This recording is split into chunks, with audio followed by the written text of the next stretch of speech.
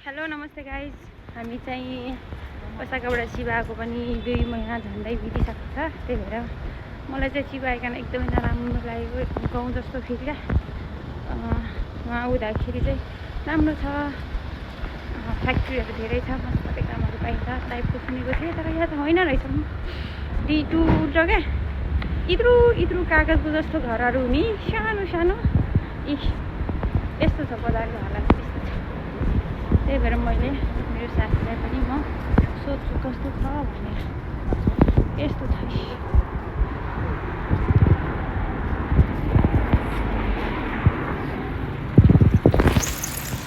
तिमीलाई एउटा कुरा सोध्नलाई मैले भिडियो बनाएको क्या। तिमीलाई नि म कस्तो लाग्छ भन्ने कुरा सोध्दिनँ तिमीलाई। हामी ओसाकाबाट चिबा आएर कस्तो फिल भइरहेको? राम्रो फिल भइरहेको कि नराम्रो फिल भइरहेको? मलाई रङ्गीन दुनियाँबाट यो ब्ल्याक एन्ड व्हाइट दुनियाँमा आएको जस्तो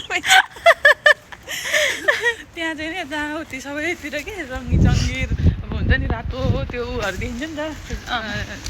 जस्तै अब टिभी जस्तै क्या, त्यो हाम्रो पहिलेको टिभी र अहिलेको टिभीमा फरक पर्छ नि, त्यस्तै हो सेम। उता चाहिँ पुरै रङ्गी चङ्गी, यहाँ आउँदा त ब्ल्याक केही छैन क्या, यो पुरानो जमानाको। ओसाका चाहिँ पुरा एचडीवाला जस्तो, 3 एचडीवाला, त्यही सेम त्यही जस्तो। प्ल्याटिस फ्ल्याट कि प्ल्याटिस फ्ल्याट जस्तो हो।